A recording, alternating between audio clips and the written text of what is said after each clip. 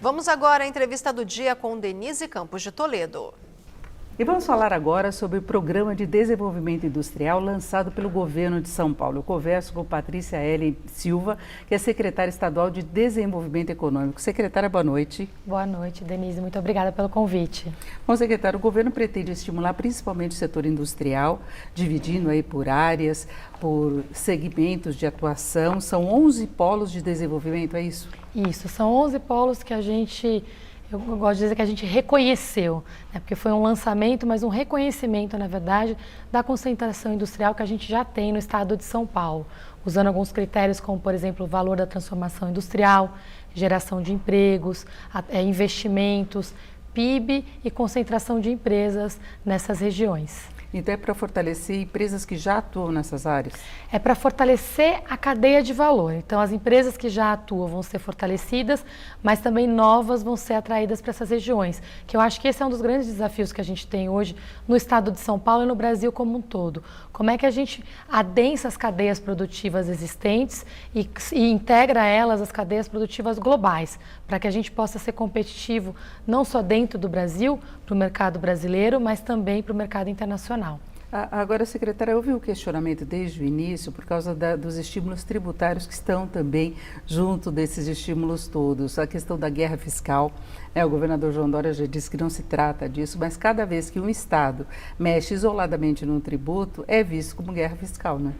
É verdade, esse é um desafio que a gente está tendo grande de colocar uma nova forma de atuação microeconômica, né? Porque no Brasil, sempre que a gente fala de atuação setorial, de entendimento de cadeias de valor, uma solução rápida é toda a parte de incentivo fiscal.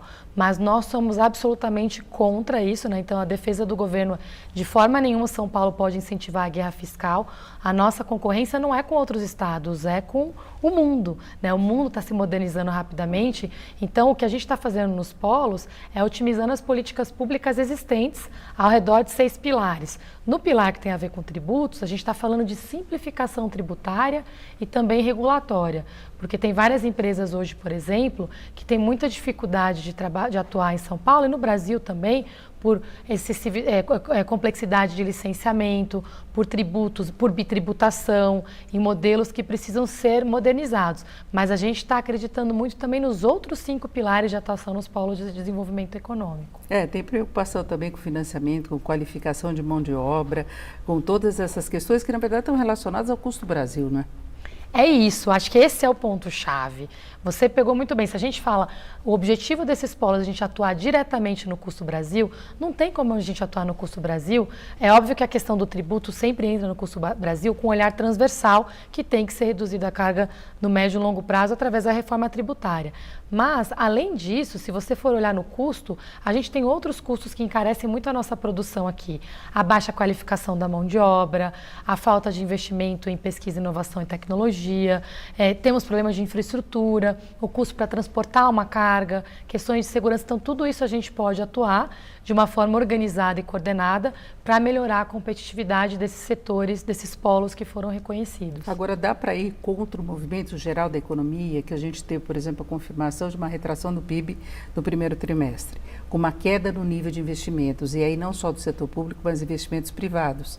Então, a gente vê as empresas ainda num clima de cautela, né, sem poder contar muito com uma reação mais forte de demanda. Então, esses estímulos que o governo pretende dar seriam suficientes para driblar toda essa incerteza que o empresário ainda tem? A gente precisa trabalhar nisso, a gente não tem opção. A gente tem um contexto no estado de São Paulo hoje com 3,7 milhões de pessoas desempregadas. Se a gente considerar as pessoas em situação de subemprego, são mais 3 milhões de pessoas. Então eu te digo assim, vai ser difícil? É óbvio que ajuda quando a gente tem um contexto nacional mais estável, com um cenário mais otimista, mas o estado de São Paulo, em muitos desses setores, chega a concentrar 90% da atividade econômica. Então, a gente pode fazer muito. Os estados, se a gente olhar para dentro, que a gente pode melhorar para facilitar a vida do empreendedor, a gente tem muita coisa que a gente pode fazer. Agora, houve distribuição para algumas regiões, por exemplo, Campinas, Bauru, Piracicaba, Alto Tietê, Presidente Prudente, Grande ABC, Baixada Santista e Vale do Paraíba. A intenção é atrair empresas para essas áreas de acordo com a própria vocação que essas áreas já têm, porque quando a gente fala até em guerra fiscal, é bastante comum você ter algumas áreas que não têm investimento algum e que se reduz o valor da tributação, as alíquotas, isso acaba atraindo. Né? E muitas vezes até a questão de logística fica meio complicada, mas a tributação é tão pesada, né, que acaba sendo um facilitador do investimento. Não é o caso?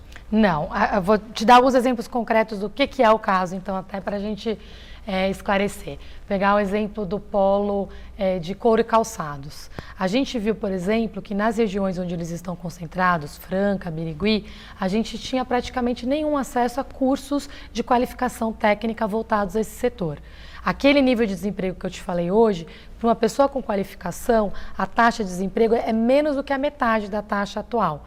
Então, se eu coloco a qualificação adequada para as pessoas, que tem a ver com a necessidade daquela cadeia produtiva, a gente atua em duas coisas muito importantes. A gente reduz o desemprego, porque as pessoas vão trabalhar uma mão de obra mais qualificada, e melhora a produtividade das empresas daquele setor. Então, esse é um dos exemplos do que a gente está atuando, toda a parte de qualificação da mão de obra. Ontem mesmo a gente anunciou a nossa plataforma Meu Emprego, onde a gente colocou todos os programas de qualificação e só esse ano vão ser 160 mil vagas de cursos técnicos de altíssima qualidade para as pessoas que estão procurando oportunidade de trabalho em várias áreas e para vários públicos diferentes. Mas aí não estaria diretamente relacionado aos estímulos dados às empresas e aos setores. Então tem uma questão de formação de mão de obra, de qualificação, mas é o trabalhador isolado que vai ter acesso a esse benefício? Tem as duas partes, porque junto com a plataforma do Meu Emprego, a gente lançou o Minha Chance, que é onde a empresa entra colocando as suas demandas para aquela região, porque era exatamente essa coordenação que a gente não fazia. Então, eu vou te mencionar outra região, a região de Capão Bonito, que está se colocando agora como um polo de agritech. A gente tem muitos cursos, por exemplo, em silvicultura lá, mas com muitas vagas que não são preenchidas, e eu não tenho os cursos que são as demandas da região, das empresas da região. Então, as empresas vêm para a gente e colocam, a gente precisa de profissionais com essa e essa e essa qualificação, mas nós não temos na região. Vou te dar outro exemplo concreto disso, o mutirão que foi feito em São Paulo. De novo, a gente não preencheu nem metade das vagas, por falta de qualificação. Então, são empresas que têm vaga, que precisam daquele profissional, mas que não têm pessoas com a qualificação correta. Então, a gente está, ao reconhecer os polos, as empresas entram através da plataforma, colocam as suas demandas específicas e a gente consegue coordenar aquilo com os nossos programas das ETECs, das FATECs, dos programas novos de qualificação que a gente está colocando em cada município. Mas pode ter mobilidade assim, do trabalhador qualificado de uma área, pode. dele ir para outra área, para ficar buscando, porque quando a pessoa fica muito tempo desempregada, ela deixa de ser muito seletiva nessa questão, olha, eu não quero me mudar, eu quero continuar na cidade que eu sempre morei, a pessoa acaba ficando mais flexível, né? Pode também a pessoa ser qualificada para um trabalho que a empresa gostaria de ter, aquele profissional, e ela resolver empreender, que isso tem acontecido muito também com o público jovem, porque a gente tem os empreendedores por necessidade, mas tem os que, por oportunidade, que gostam, que querem seguir essa linha. Então, a gente não é perfeita a política, a gente vai tentar otimizar, mas você tem razão. Vai ter gente que pode se mudar para outro lugar e vai ter gente que pode preferir, ao invés de trabalhar na empresa, abrir seu próprio negócio. Agora, secretária, como é que a empresa pode se qualificar para ter acesso a esse programa? É uma empresa que está com dificuldade, olha, estou precisando de ajuda, caiu a demanda, caiu o movimento, isso tem sido bastante frequente. Como ela se qualifica a entrar nesse programa do governo?